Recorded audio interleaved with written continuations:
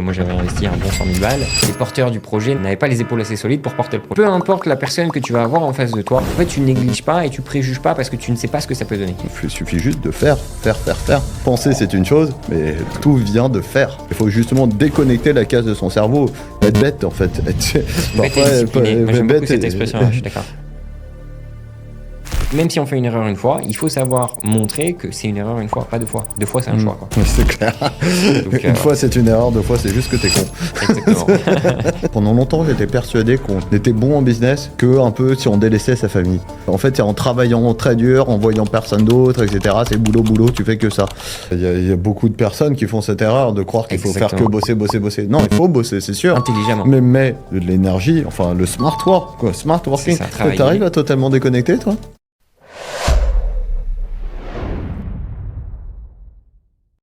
Salut l'équipe, welcome aujourd'hui pour ce podcast de Grandir par l'entrepreneuriat.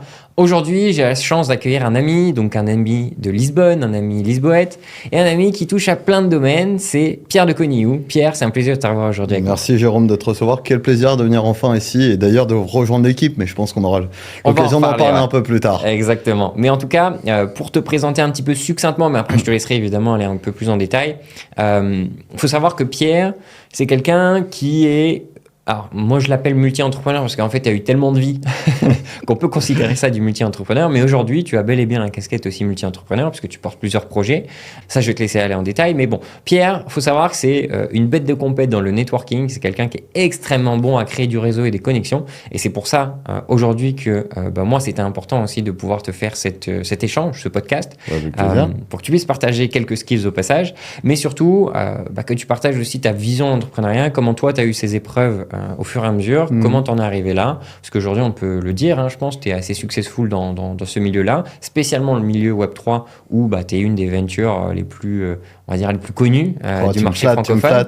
Mais c'est un plaisir effectivement, merci. Mais voilà, donc du coup, tu sais quoi Pierre, je te laisse peut-être donner un peu de, on va dire, une petite rétrospective sur ton parcours. Yes. Rapide, à ta façon. Et puis après, moi je rebondirai au fur et à mesure et puis on va y aller en mode chill, quoi. C'est parti. Alors en fait, moi il y a un truc qui me fait bien rire parce que tu me présentes comme un networker.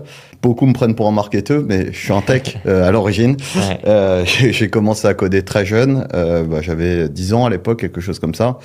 Je suis notamment, en fait, j'étais un fan de sécurité informatique. Ça a toujours été un truc qui m'a un peu mené. Si on me dit que je peux pas faire quelque chose, regardez-moi faire. Et du coup, la première personne qui m'a dit, c'était une compagnie aérienne qui m'a dit tu peux pas rentrer dans mon système. Forcément, je suis rentré dedans.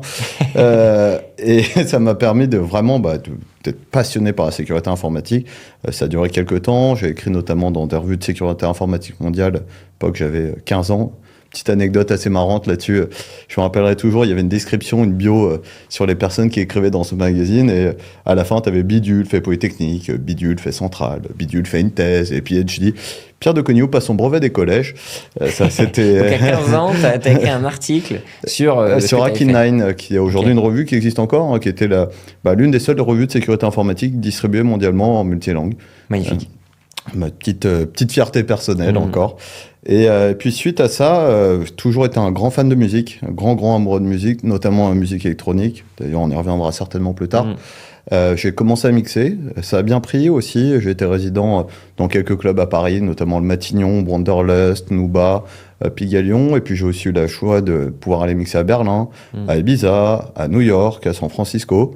Ça a toujours été quelque chose, j'ai jamais été un DJ professionnel au sens professionnel du terme, mais un peu amateur plus, semi-pro, on pourrait dire quelque chose comme ça. Okay. Et de là, en fait, de ce statut de geek techos renfermé sur moi-même, très renfermé, tout simplement, j'ai réussi à avoir des skills sociales. Ça allait avec, forcément, tu sors régulièrement, tu es 3-4 fois par semaine en boîte de nuit. Au bout d'un moment, c'est pas en parlant de programmation que tu pousses, ou sinon, justement, en vulgarisant cette information. Donc, j'ai réussi à avoir cette double casquette progressivement, et j'ai eu la chance de monter ensuite ma première boîte dans la Silicon Valley, dans l'intelligence artificielle, qui m'a appris pas mal de choses. C'était aussi au moment de l'essor de RGPD, ce qui fait que ça a eu un gros impact pour nous, ça a un peu bloqué notre levée de fonds, et et je suis revenu un peu la queue entre les jambes, comme on dit. Et ça, c'était en quelle époque? Ça, c'était en 2015, 2016, il me semble. Je crois que ça a été fini. En fait, je l'ai lancé. L'époque des RGPD, ouais, je crois que c'est ça. J'ai lancé ça, je crois, en 2014. J'étais encore, il me restait encore une année d'études. Et ça a duré 2-3 ans, quelque chose comme ça. Okay. Et du coup, là, je suis revenu en France. J'ai basé un peu, je pense, sur ma réputation, etc. J'ai lancé mon activité de freelance développeur.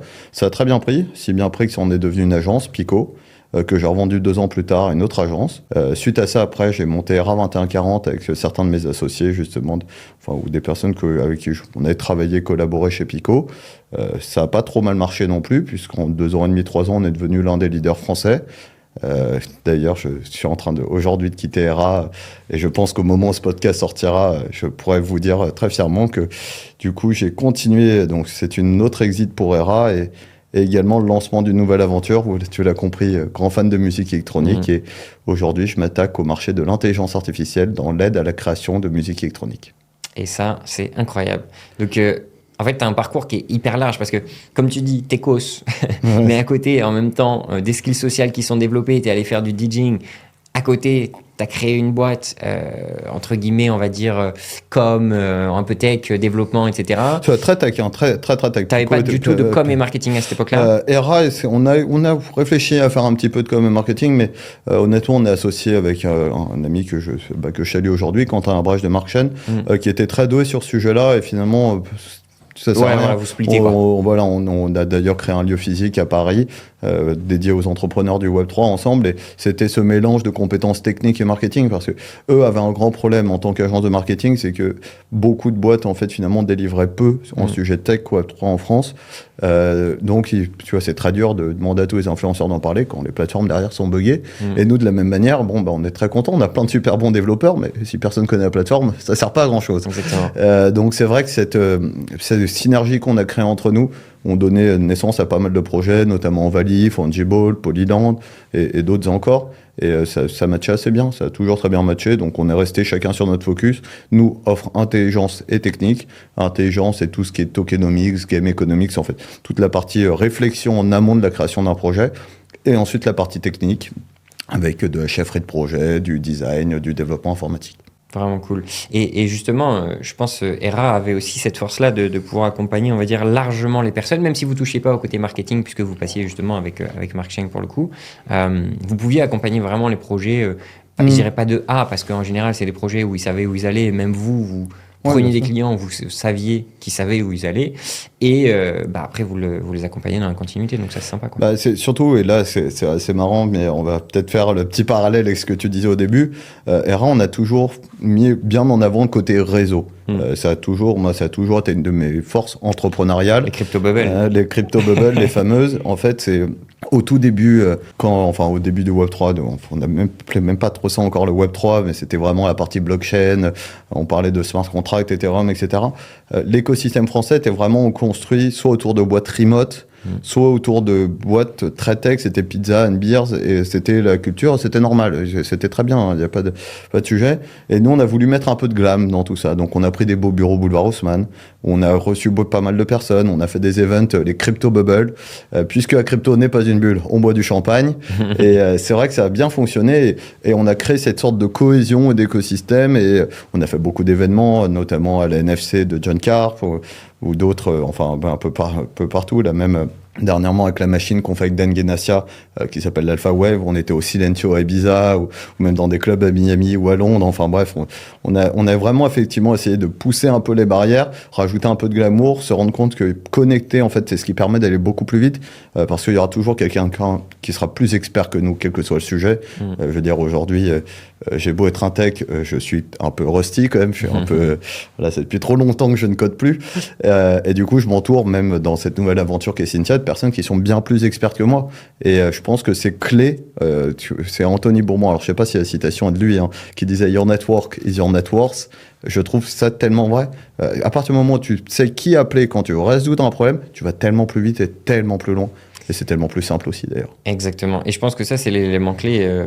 Beaucoup de gens négligent le réseau. Tu sais, en fait, tu as deux facettes de l'entrepreneur. Tu as l'entrepreneur qui reste dans sa bulle et qui est un peu tête dans le guidon, ce qui est bien dans un certain point et une certaine mesure. Et puis, tu as l'entrepreneur qui, lui, va être full réseau et en fait, va jamais avancer sur son business et va annoncer qu'il a l'idée du siècle et il se passe jamais rien. Donc, en fait, il faut vraiment l'équilibre et pour autant, le réseau, en ayant ce charbon qui est fait en arrière, est sous-côté, tu vois.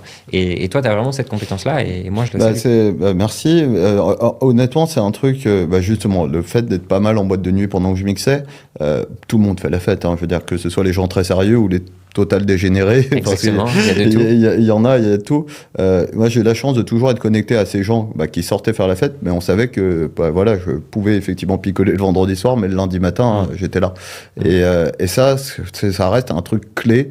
Pour moi, il reste important de montrer que tu te délivres. Quand tu ouvres ta gueule, tu peux ouvrir ta gueule. D'ailleurs, peut-être quelque chose que je fais un petit peu trop, mais ça, c'est un autre sujet. Mais j'ai aucun problème effectivement à bien annoncer des choses un peu énormes en me disant bon bah vas-y, je vise la lune, au pire si je rate je tombe dans les étoiles. C'est pas grave.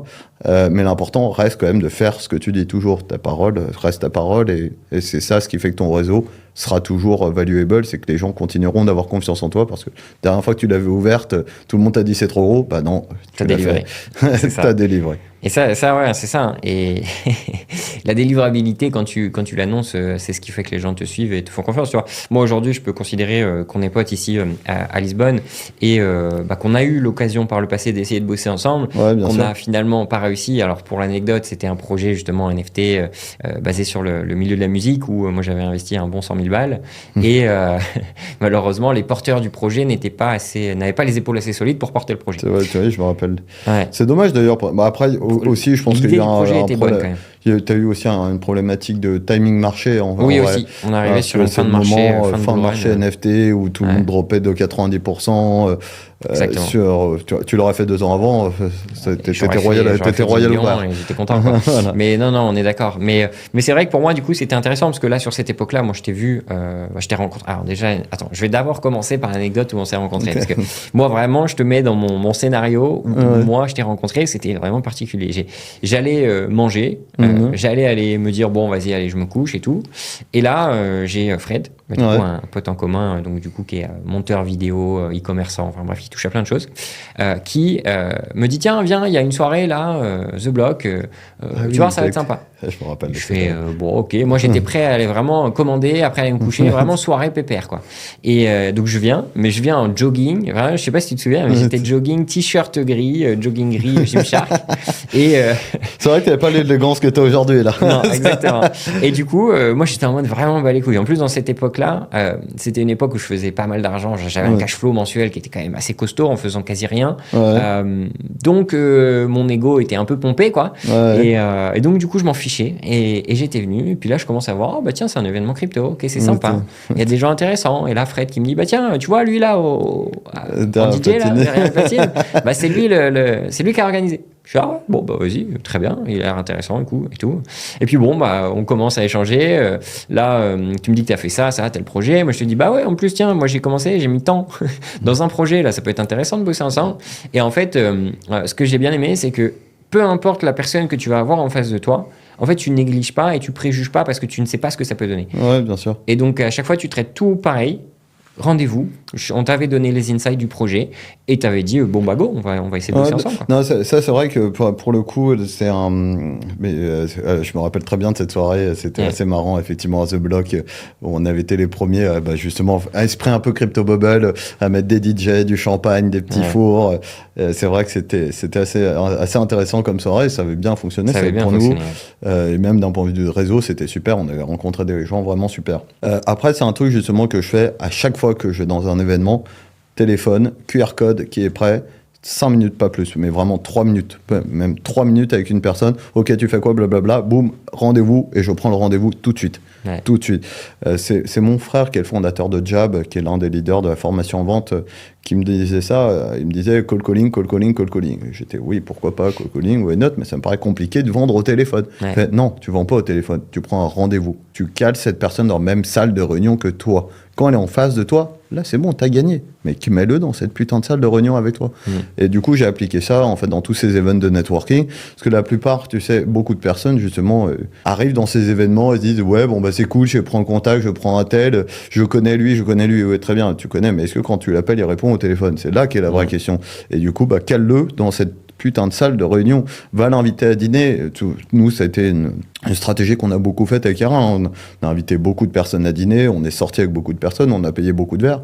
Mais dans les faits, aujourd'hui, là, typiquement, tu vois, je rejoins le podcast studio et j'ai envoyé 2 messages, les 2, boum, banco, c'est radical, la personne répond instantanément et est intéressée parce qu'on sait que ça délivre. Et parce que voilà, il suffit juste de faire. Penser, c'est une chose, mais tout vient de faire. De l'action, exactement. Et ça, je pense que tu as raison. Et ça sera et ça restera toujours l'action qui va primer. Et sur la réputation aussi. Parce que là, aujourd'hui, tu vois, n'importe qui, tu vois, un concurrent, quelqu'un qui l'a mauvaise envers toi, quelqu'un qui est jaloux, peut dire des choses mauvaises, mais il ne pourra pas dire que tu n'as pas délivré. Ça, j'espère que ça continuera ainsi, mais pour l'instant, moi, je te le souhaite, en tout cas. Mais justement, on peut rebondir sur ce point-là. Tu as parlé du podcast studio. Là, justement, donc, comme vous savez, dans une autre vidéo, je vous ai parlé qu'on a ce podcast studio qu'on a lancé. C'est magnifique, d'ailleurs. À Lisbonne. Je vous recommande à tous de venir ici. C'est franchement incroyable. On m'en parlait pas mal. J'étais toujours un petit peu, oulala, qu'est-ce que ça va être, ce truc. Là, j'arrive. C'est incroyable. Il faut venir ici. C'est vraiment superbe. Et surtout, en fait, ce qui est bien, c'est que, là, on est en train, nous, d'enregistrer. Donc, pour eux, ils découvrent notre enregistrement. Mais en fait, quand tu vas regarder même le contenu après record, une fois monté et tout, le contenu est vraiment cool, quoi. On a l'espace, il y a un petit peu de déco, c'est sympa, on peut l'adapter. J'ai eu la chance de regarder déjà quelques extraits des GOAT Kevin et Thibault Louis, etc. C'est marrant. En tout cas, j'aime beaucoup ce que vous avez fait. Je pense que c'est une très belle chose et je suis du coup ravi de rejoindre cette aventure. Et j'espère qu'on va pousser un peu de crypto dans tout ça, quand même. Bah oui, forcément. Après, il y aurait un peu plus de tech, si tu du contenu, dedans, du contenu tech. Je pense qu'il va y en avoir. Mais au contraire, en fait, si tu veux, là, plus on va trouver pour un espace comme celui-ci de personnes qui, eux, ont envie de mettre en avant un sujet ou un autre, donc là, par exemple, crypto ou même plutôt tech, etc. Plus ces gens-là, on peut les accompagner et les pousser à faire du podcast, mieux c'est. Bien sûr. D'une, nous, d'un point de vue business, évidemment, ça va nous remplir l'espace, on va le rentabiliser, on est content. Mais surtout, au niveau réseau, on va pouvoir les connecter avec des personnes qui sont comme eux aussi. Et c'est ça, en fait, le but même du podcast. Vous avez prévu, du coup, faire de l'événementiel ici, enfin, il va y avoir tout. En fait, on a l'étage. En fait, pour vous qui regardez, on a un sous-sol où il y a les studios et on a on va dire un rez-de-chaussée où là, on va faire de l'événementiel. Donc là, comme tu as vu tout à l'heure, qui commence à être aménagé. Et là, on va viser de l'événementiel. En fait, plus il y a de gens qui vont venir dans l'espace, plus il y a de gens qui vont le connaître et naturellement, plus il y a de gens qui vont s'intéresser. Une communauté Telegram par-dessus, WhatsApp ou quelque chose comme ça. Là, pour l'instant, c'est WhatsApp, mais je pense qu'on va passer Telegram pour la facilité de gestion. C'est beaucoup mieux. Comme vous le sentez, c'est vous les experts là-dessus, mais effectivement, c'est vrai que ça fonctionne bien, ces trucs. C'est un peu ce qu'on a fait à The Outpost, pareil, justement, qui permet de connecter les gens entre eux. Nous, il y avait un gros sujet dans la crypto.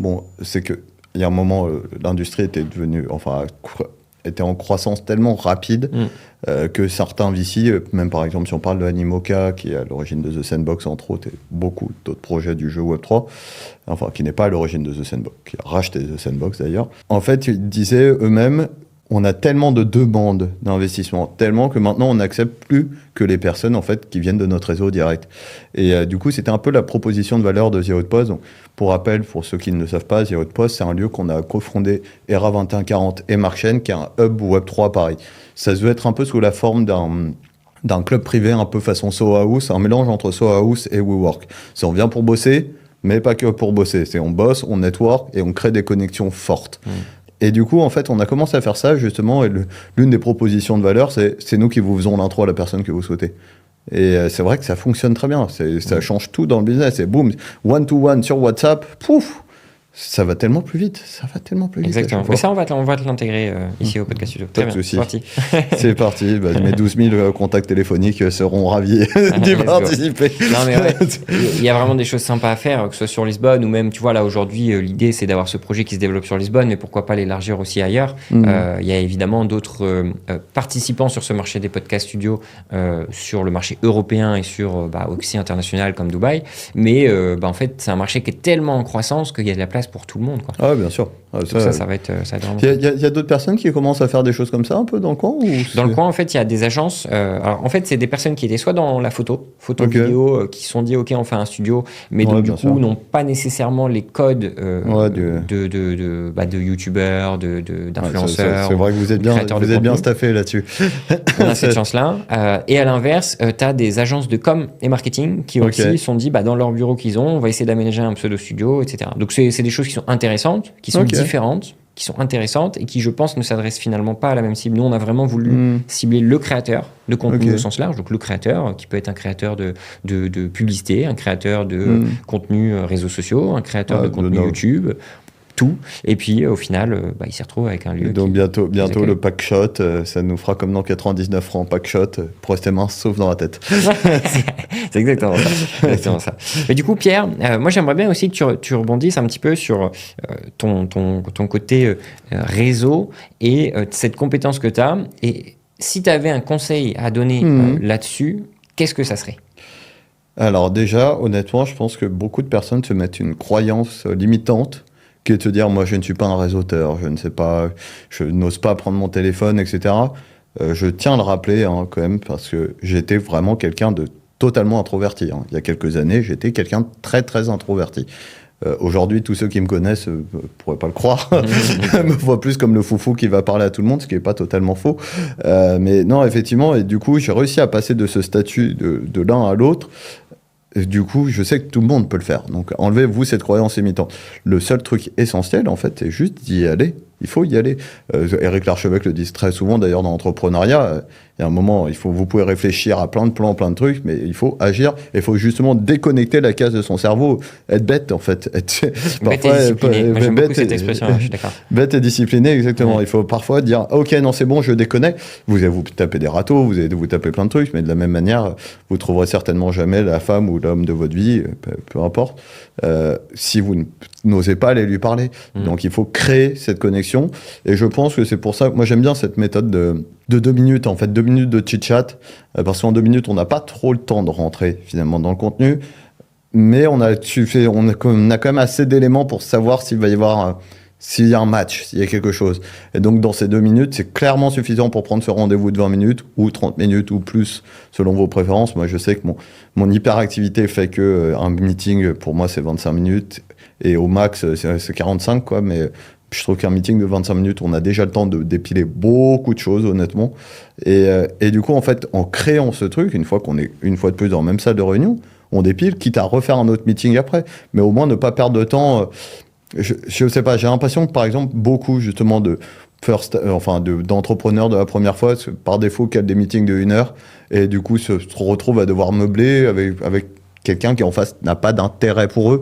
Finalement, ton réseau, il est essentiel et savoir sacrifier ton temps pour la bonne personne aussi. Il faut savoir abandonner quelques relations pour pouvoir avancer. Le MC Solar disait il faut savoir prendre du recul pour prendre de l'élan. Là, c'est exactement ça. Il faut savoir dire non, là, ça sert à rien. En fait, je vais pas passer 1 heure. Il y a rien entre nous, ça matche pas. Bon, allez, next. Il faut le faire. Donc voilà, le seul conseil que je donnerais, c'est de savoir aller très vite. Donc en 2 minutes, on a le meeting, on a un autre meeting de 20 minutes, et pendant ces 20 minutes, on sait s'il y a un match ou pas. S'il n'y en a pas, ça sert à rien. Et bien évidemment, prendre des notes sur vos meetings. Aujourd'hui, il y a la chance d'avoir beaucoup d'outils d'IA, TLD, DW, Fireflies, etc. Ça change tout quand vous appelez quelqu'un pour leur dire « Alors, au fait, comment elle va, la petite Rose, elle a 3 ans et demi, c'est ça ?» Là, c'est bien plus puissant. Donc, savoir écouter son interlocuteur, savoir aller vite, et le reste, tout est déjà gagné. Yeah. Tout se découle. Et ok, maintenant, je vais rebondir sur un autre point. Parce qu'aujourd'hui, tu as cette compétence-là. Avant, tu n'avais pas, tu étais introverti. Ouais. Qu'est-ce qui a fait pour toi ce déclic, on va dire humain, là je vais aller plus côté développement personnel, etc., ta croissance personnelle, comment toi, tu as eu ce déclic pas pour te dire, parce que tu te l'es pas dit, mais ça s'est fait au fur et à mesure. Bien sûr. Qu'est-ce qui a été, est-ce que ça s'est fait vraiment relativement rapidement sur une période, ou est-ce que ça a mis du temps? Comment est-ce que tu l'as vu? Alors tu as raison, je crois qu'il y a eu un vrai déclic, c'est quand je suis arrivé en école d'ingénieur. Je sais pas, il y a eu plusieurs éléments, mais force est de constater que quand j'étais jeune, j'étais pas l'un des cool guys. Quand je suis arrivé en terminale, je le suis devenu. Je sais pas pourquoi, j'ai changé de lycée, peut-être que je me suis du coup réinventé à ce moment-là, j'ai eu la possibilité de me réinventer en changeant de lycée et j'en ai profité après, je l'ai gardé, je me suis dit bon bah c'est bon, tu t'es réinventé, et il a juste suffi de faire quelque chose puisque en fait il y avait un peu une sorte de table rase du passé, de c'est bon, t'es plus le geek au fond de la classe à lunettes, etc. J'ai enlevé mes vieux t-shirts Decathlon pour mettre des t-shirts noirs, sombres, etc. Commencé à mettre davantage de chemises. Et en fait, en se réinventant comme ça, bah déjà, tu prends confiance en toi, davantage confiance en toi. Je sais que typiquement, même, donc aujourd'hui, ERA a des magnifiques bureaux à Paris, mais même quand je travaillais chez moi, je me forçais à m'habiller. Pour me mettre en confiance, je sais que certaines femmes, par exemple, préfèrent mettre de la lingerie, etc., pour se donner confiance en elles. Bah, c'est à peu près la même idée. Moi, ma lingerie, c'était mon costume, quoi. Mais ça fonctionne très bien, en fait. Tu te mets dans une sorte de rôle, en fait. Finalement, la vie, ce n'est qu'un jeu. Joue-le comme si tu étais au théâtre, comme si tu étais dans un film, et prends la posture que tu veux prendre, et tu finiras finalement par l'adopter, je pense. Ok. Et est-ce que toi, tu as été de ceux qui, au contraire, se trouvent en faisant ce rôle-là et donc tu t'es aligné avec toi-même ou alors tu t'es perdu pendant un temps pour mieux te retrouver ensuite? Ouais, je pense que non, justement, je me suis trouvé. Okay. J'étais frustré.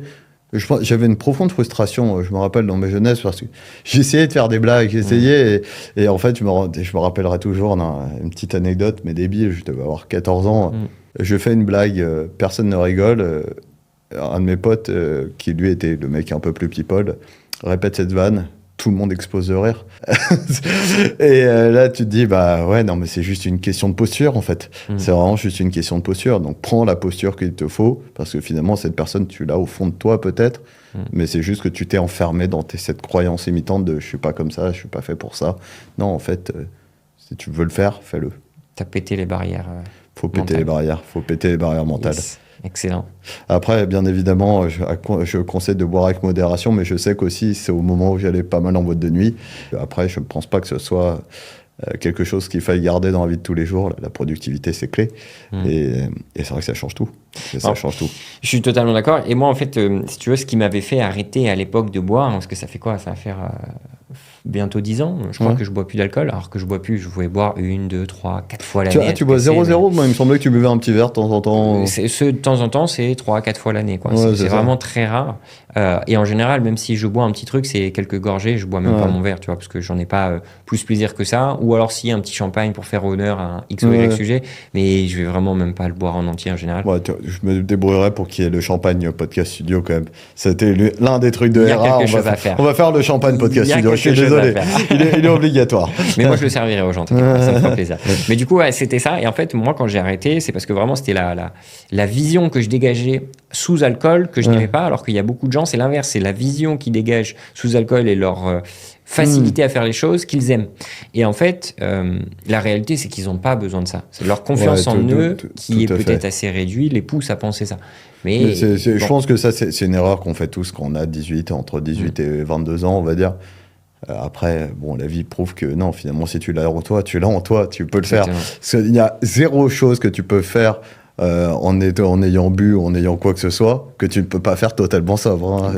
D'ailleurs, il y en a beaucoup plus que tu peux faire sobre que tu crois pouvoir faire de l'autre manière, mais non, c'est très souvent nul et mauvais. Non, ça c'est clair. Après, bien évidemment, je reste un bon vivant, donc j'ai pas de problème avec ça, et voilà, je l'assume assez bien. Faut juste pas déconner. Voilà, ça reste un sujet qui est lourd, qui touche beaucoup de Français, parce que c'est vrai que la France a comme cette image un peu de c'est cool de boire un verre de rouge à table. Oui, très bien, mais un verre, oui, why not? Après, te défoncer une bouteille de rouge, non, c'est une mauvaise idée, ça, clairement. Et si tu veux faire de grandes choses, et tous les entrepreneurs le disent d'ailleurs, hein, si tu veux faire de grandes choses, il y a un moment, faut bosser, il faut faire. Et tu peux pas le faire avec la gueule de bois, ça c'est une certitude. Exactement. Ça c'est un très bon conseil. Merci à toi. on va essayer de driver la communauté dans ce sens-là. Tu vois. Voilà. Ça c'est clair. Non mais ouais, je pense que c'est important. Après, plus côté, je dirais justement de nouveaux projets là. Aujourd'hui, tu avances beaucoup plus vers ce projet Cynthia. C'est ça.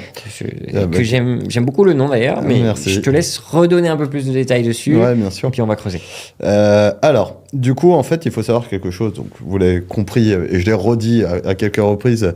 Je suis un grand fan de musique électronique.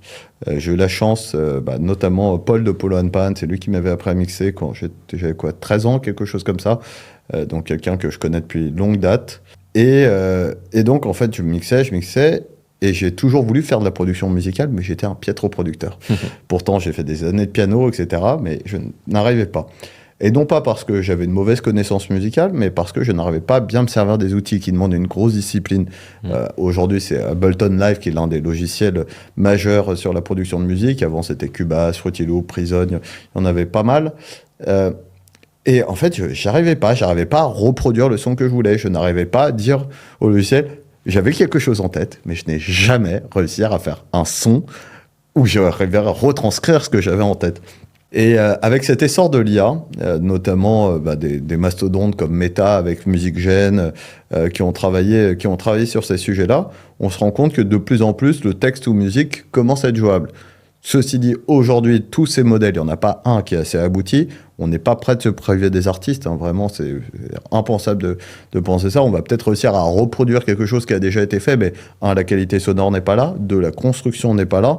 Et 3, faire un morceau de 5 minutes, c'est du boulot. Je veux dire, moi, j'ai essayé pendant des années, j'ai jamais réussi.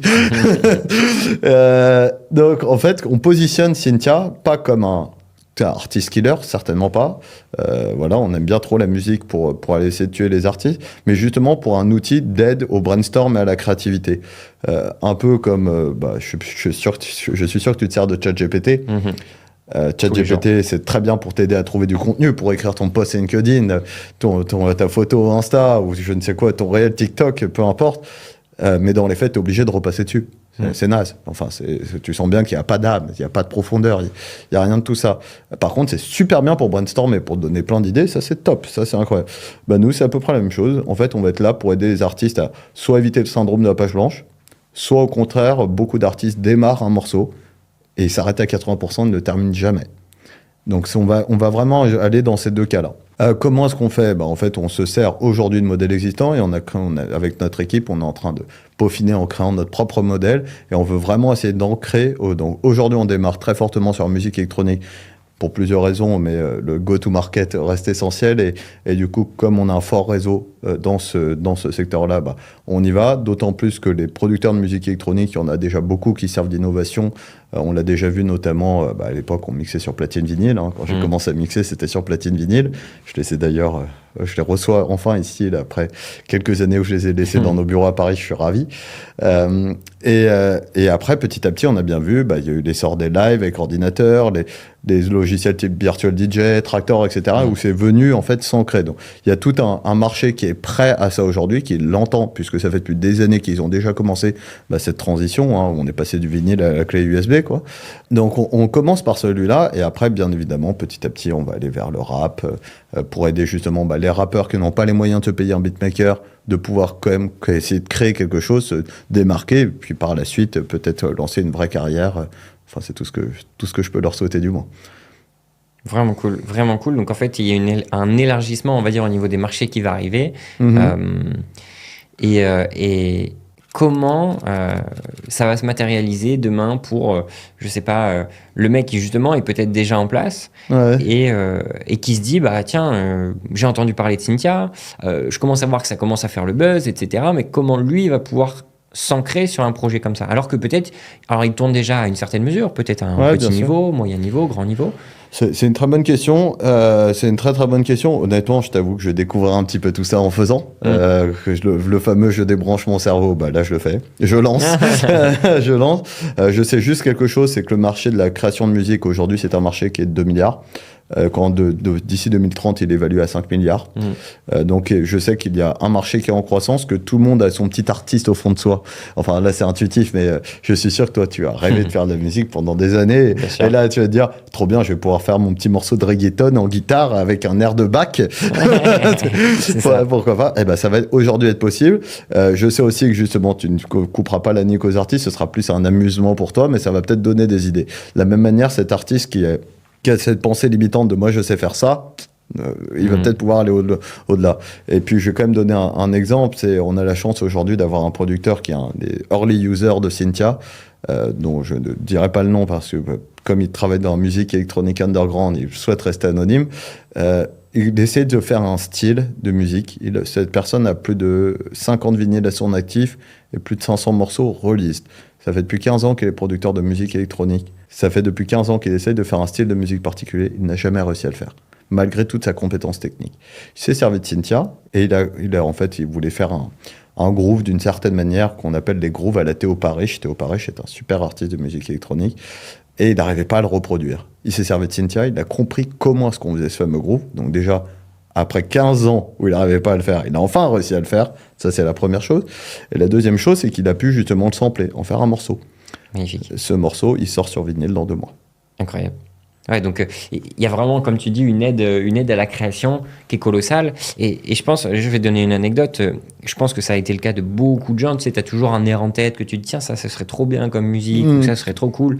Et quand tu l'entends, en fait, tu t'identifies à la musique et ça va devenir ta musique préférée parce que c'était ton idée à la base. Et tu te rends compte qu'en fait, quelqu'un l'a utilisé. Quelqu'un a transcrit tes émotions, en fait. Voilà. La musique n'est qu'émotion, finalement, donc ça semble. Et ça, je pense que rien que sur ce principe de moi, j'ai une idée, je veux la mettre.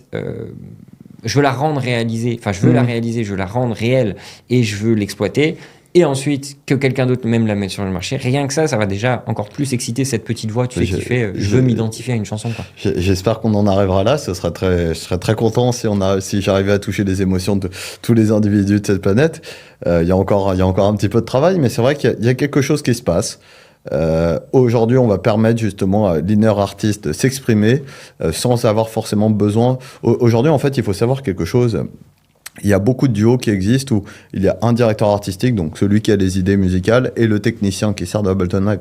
On va pouvoir enlever petit à petit cette limite, en fait, ce frein à la créativité. Justement, on va pouvoir permettre aux personnes de s'exprimer, sans pour autant, bien évidemment, piquer un job, parce qu'il y aura toujours besoin des techniciens, et ça, il faut le savoir. Hein, ChatGPT permet de coder, mais c'est pas demain que vous allez faire une infra scalable avec. ChatGPT permet de faire du marketing, c'est pas demain que vous allez devenir le nouveau Gary Vee en vous servant de ChatGPT. Voilà. Et ben là, c'est exactement pareil. On est sur un monde qui est absolument magnifique. On arrive à faire des choses absolument magnifiques. Il faut savoir bien servir des outils, et c'est bien pour ça que justement Cynthia est un assistant à la création et non pas un créateur.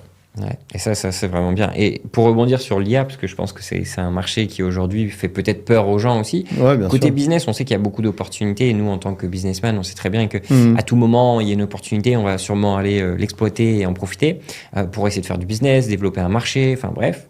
Mais d'un point de vue aussi masse, on va dire, pour la moyenne des gens, c'est aussi une peur. Mais en fait, moi, de mon point de vue, l'IA est bien, mais c'est vrai qu'elle va venir trier. Parce qu'en fait, aujourd'hui, il y a des gens qui ont des jobs, clairement, mais c'est des jobs où ils ne font rien, où ils ne sont pas pertinents, ils n'ont pas de valeur ajoutée. Donc en fait, l'IA, qui dans certains jobs de la vie de tous les jours vont pouvoir être à terme remplacés, elle va les remplacer, mais uniquement parce que sur ces jobs-là, les gens seront remplaçables. Si toi, tu as un job où tu n'es pas remplaçable parce que tu n'as pas une expertise peut-être qui est assez poussée, tu n'as pas ce bon sens dans l'application de ton job, peut-être que oui, tu peux être... Je ne vois pas forcément... Alors, je me permets justement de te contredire un petit peu là-dessus. Désolé, mon cher Jérôme. Mais en fait, moi, je ne vois pas forcément comme un remplacement. Je donnais, en fait, pour moi, je le vois comme un homme augmenté. Aujourd'hui, je sais que je produis en une semaine, grâce notamment à la Gen AI, je produis en une semaine ce que je faisais en un mois avant. Ouais, clairement, ma productivité a été décuplée. Là, je veux dire, Cynthia, on a réussi à faire ça. On est une équipe de 4. On a réussi à faire ça en quelques mois. Pour info, hein, j'ai quand même eu un call avec le Head of Music de Apple qui m'a dit quoi, vous avez fait ça à 4 ans en quelques mois, vous êtes plus avancé que nous. Ouf, bon, déjà, pour l'ego, ça fait plaisir. Mais au-delà de l'ego, je veux dire, c'est bien qu'on est dans cette ère où la productivité est totalement réinventée. Et ça se voit dans tous les domaines, que ce soit sur la blockchain, où les protocoles sont en train de s'enchaîner, que ce soit dans le marketing, où les créateurs de contenu explosent, enfin, dans tous les domaines, on est tous concernés. Même dans la cuisine, enfin, je sers de ChatGPT, ou dans la médecine, ou enfin, partout. Tous les domaines. Et du coup, pour moi, c'est juste que justement, s'il y a, en fait, entre guillemets, quelques jobs qui disparaissent, c'est pas tellement qu'ils disparaissent, c'est juste qu'il y aura les humains qui savent se servir de l'IA, et qui iront beaucoup plus vite que tous les autres, Ouais. et en fait qui prendront le marché, parce que pourront être moins chers, plus performants, plus puissants, enfin ils auront beaucoup plus d'impact. Donc pour moi, c'est ça le seul conseil que je peux avoir. Non, mais c'est vrai, c'est c'est vrai. luttez pas contre, parce que elle est déjà en route, hein, le train est parti, et, enfin soit vous prenez le train, soit vous restez sur le quai, faites votre choix. Mais en tout cas, ce qui est sûr, c'est que c'est là, et que c'est pas prêt de partir. En fait, depuis des années, on me prenait un peu pour un fou quand je disais ça. C'était lors d'un voyage dans la Silicon Valley en 2013. Je disais, je pense que le revenu universel est inévitable, notamment avec l'intelligence artificielle, où peut-être que justement certains jobs disparaîtront, ou peut-être même que la valeur sera créée par l'IA. Donc du coup, il faudra bien donner de l'argent à ceux qui le font. Bon, on verra si cette prédiction était vraie. Je pense qu'il y a des gens, il y a des gens qui travaillent là-dessus, notamment WorldCoin, etc. Donc on verra bien si on y va progressivement. Mais non, c'est vrai que voilà, je radote un petit peu, mais prenez le train, soyez plus performant, plus rapide, plus puissant. Profitez-en pour développer une compétence qui est le networking que l'IA ne pourra pas vous prendre. Ça, enfin, quoique, peut-être, je sais pas. Elle pourra l'améliorer. Non, mais c'est ça, en fait, je vais reprendre vraiment ton terme de humain augmenté, parce qu'en fait, c'est totalement ça. Ceux qui seront en danger sur leur job, c'est en effet ceux qui vont prendre du retard et qui vont pas vouloir s'adapter. Donc, l'humain qui s'adapte a par nature une compétence soft skills, donc une compétence humaine, interne, personnelle, qui est beaucoup plus forte que celui qui ne s'adapte pas. Donc, et ben en effet, il faut que les gens s'adaptent et ils n'auront pas de souci avec l'IA. Au contraire, ça va leur simplifier la vie. Et pour ceux qui sauront l'utiliser intelligemment, ils pourront gagner du temps et donc peut-être travailler moins pour gagner la même chose à la fin. Donc, c'est là où c'est pertinent aussi, de mon avis, dans des milieux où l'IA ne sera pas encore assez implantée. J'ai hâte de voir en fait ce que ça va donner. Là, tu vois, un truc bête, hein, mais un truc qui m'éclatait chez moi. Hier, j'ai reçu mon petit robot aspirateur qui passe la serpillière aussi. Et je me rappelle des premiers modèles que j'avais déjà eu il y a quelques années, où qui faisaient des trajets. C'était n'importe quoi. Partait totalement en cacahuète, quoi. C'était une connerie monumentale. Alors là, aujourd'hui, c'est en train de te mapper le tout avec de la Gen AI. Ça te passe la serpillière à l'endroit où ça a passé l'aspirateur. Ah ouais, si même là-dessus, ça devient génial. Mais alors là, j'ai hâte d'avoir mon chef augmenté qui sera mon frigo, là, qui va me dire, attention, t'as des restes de thon en conserve, là, et qui va te sortir un tiramisu, je sais pas quoi. Non, peut-être pas un tiramisu au thon, mais... Mais non, mais en vrai, c'est ça. Il y a des applications à l'IA, en fait, qui ne sont même pas mesurables à l'heure d'aujourd'hui, parce que ça va tellement vite même si on trouve des applications au fur et à mesure du temps, bah en fait, on se doute même pas de demain, dans 5 ans, 10 ans, de l'application, puisque déjà, d'ici 5-10 ans, le monde tel qu'on le connaît aura complètement changé. Là, je repense, on avait eu de 80 à 2000, tu sais, c'était un peu le changement avec... l'Internet. Voilà, etc. Donc, il y avait eu un changement drastique du monde. Pas 80 d'ailleurs, mais oui. C'est ça. Mais du coup, là, on arrive dans un changement, donc 2020 à 2030, qui va être l'équivalent de ce qu'il y a eu en 100 ans sur les 100 dernières années. Donc, ça va être juste incroyable. Ah, c'est clair. J'ai une interview qui me fascine et que j'invite tout le monde à regarder. C'était une interview de Bill Gates, je crois que c'était début des années 2000 ou fin 90, où justement il parle d'Internet et il est sur un plateau télé et il fait non mais vous allez voir, ça va être génial avec Internet, bientôt on pourra s'envoyer des mails. Et ils font do you know the mail? La poste. Il fait oui, non mais on pourra regarder match. Il fait vous connaissez la télé. Et en fait on arrive à ce truc-là. Aujourd'hui c'est un peu de la même manière quand on parlait du métaverse, de l'AR, de la VR, de tous ces sujets-là. À chaque fois on nous prend pour des illuminés. Pourquoi pas? Dans les faits c'est des outils qui révolutionnent l'avenir, qu'il faut prendre en main. Quand on voit les Apple Vision qui explosent, je suis sûr que l'AR a des... Enfin, il y a un marché incroyable. Il y a un marché incroyable qui va nous aider. Et leur pub est incroyable aussi. Alors, je n'ai même pas vu la pub encore. Franchement, la pub est incroyable. Enfin, j'ai vu plusieurs différentes pubs et franchement, en fait, tu dis c'est tellement une utilisation simpliste dans la vie de tous les jours, juste un gros cas sur la tête, quoi, c'est tout.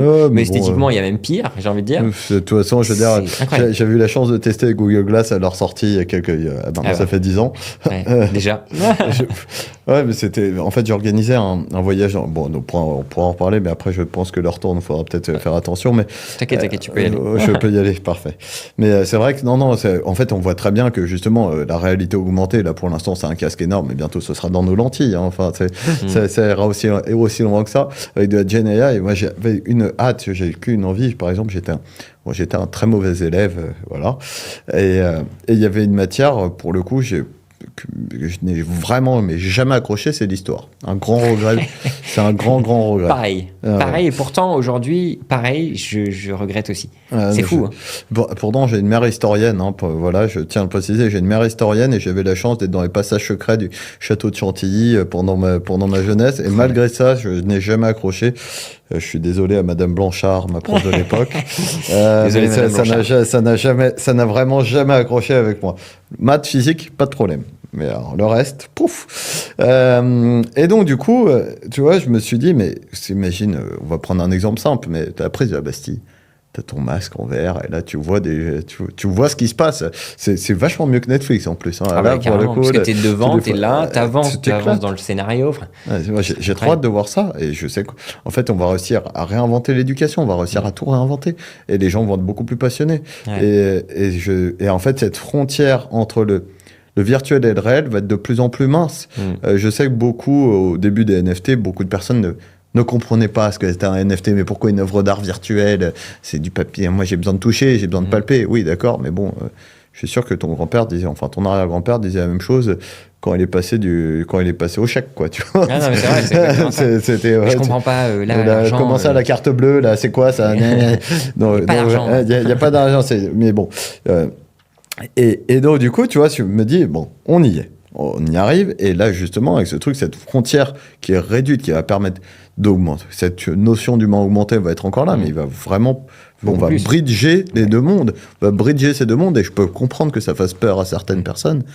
Mais honnêtement, les années à venir sont absolument incroyables. Ouais, vraiment. Moi, j'ai extrêmement hâte. Et je reprends justement la pub, c'est juste pour te schématiser un petit peu, parce que, tu vois, on dit qu'il n'y aura plus de matériel nécessairement. Ouais. Les écrans d'ordi du mec qui a son casque VR sont dans sa VR, mais ne sont pas en vrai. Ouais. C'est-à-dire qu'il est en train de bosser, il montre qu'il a 3 écrans, il est en train de bosser, mais en fait, il est en train de bosser. C'est peut-être comme ça qu'on sauvera la planète, finalement. Moins de perte de matériaux, moins de perte... Franchement, ça peut être intéressant. Peut-être qu'on arrivera à faire un truc, finalement. Et il y a Disney, alors pourquoi Disney, je sais pas, mais Disney qui ont sorti aussi les tu sais, tu peux te déplacer sur des tapis pas de track, là, dans omnidirectionnel, donc toutes les directions, et tu restes au même endroit. Et en fait, t'as beau marcher dans tous les sens, tu restes au même endroit. Ouais, et t'es pas attaché à rien. Je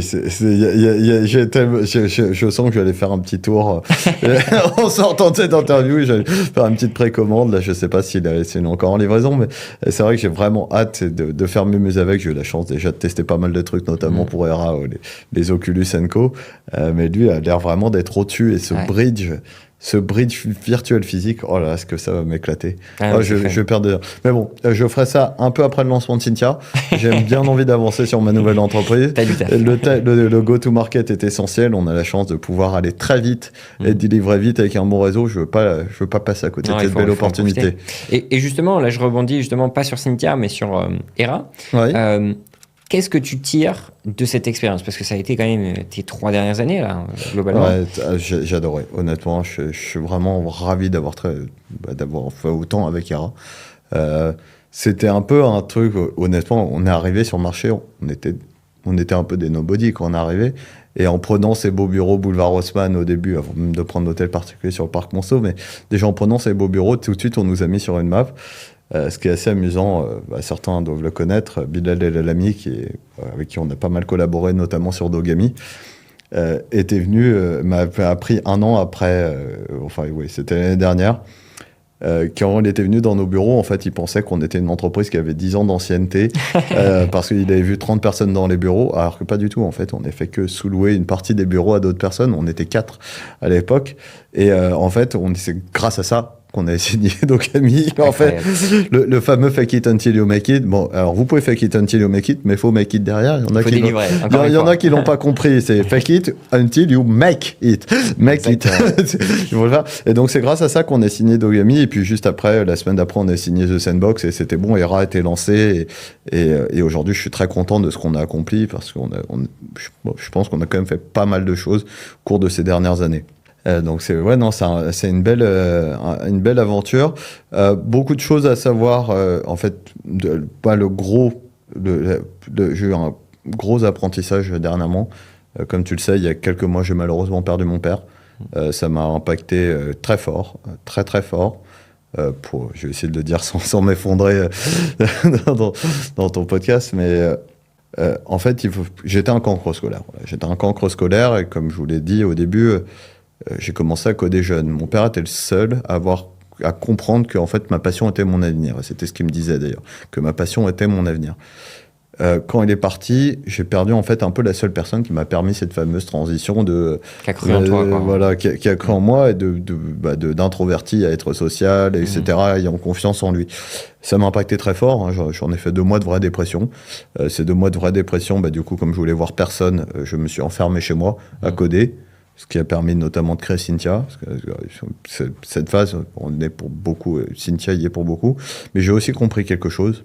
C'est qu'en fait, Hera, on allait aussi vite parce que justement, on avait cette volonté de. En fait, on faisait peu de remote. On était vraiment tous en physique, lieu physique. Ce qui fait qu'à la machine à café, le marketeur parlait avec le designer, parlait avec l'économiste, parlait avec. Enfin, voilà, tout le monde communiquait entre eux et ça nous permettait d'aller vraiment très vite. Ceci dit, quand j'ai perdu mon père, je me suis rendu compte qu'il y avait quelque chose qui se passait, c'est que j'habitais à Lisbonne, que je faisais beaucoup d'allers-retours et qu'en fait, j'ai pas vu ma fille de 3 ans grandir. Quand j'ai vu ça, je me suis dit, non, c'est pas possible. Je me dois d'être exemplaire pour Hera, donc je suis obligé d'être là. Si je suis pas là, voilà, c'est-à-dire que je ne suis pas exemplaire et ça, pour moi, c'est pas possible. Et d'un autre côté, ne pas voir ma fille grandir, ça n'était pas possible. Donc, dû prendre cette décision difficile, et aujourd'hui, je la regrette absolument pas. Et je pense pas que je la regretterai un jour dans ma vie. De me dire non, je vais rester à Lisbonne pour ma famille. Et donc aujourd'hui, je suis ravi parce que j'étais persuadé, en fait, au fond de moi, pendant longtemps, j'étais persuadé qu'on était bon en business que un peu si on délaissait sa famille. Tu vois, il fallait. T'avais une idée reçue. Voilà, il fallait. En fait, en travaillant très dur, en voyant personne d'autre, etc. C'est boulot, tu fais que ça. Et en fait, quand j'ai commencé à passer davantage de temps avec ma famille, davantage de temps avec mes amis, davantage de temps au boulot aussi, enfin bizarrement pas, rééquilibrer les choses, quoi. Et c'est là où je me suis rendu compte que j'étais meilleur dans les 3. En fait, j'étais bien meilleur dans les 3, j'étais bien plus à l'aise dans mes baskets. J'avais moins envie de, justement d'aller boire un verre le vendredi soir, je m'en foutais, non, je préfère faire un Netflix and chill avec ma femme. Et ça a tout changé. C'est moi le gros enseignement que j'ai, qui est finalement, en fait, son équilibre de vie.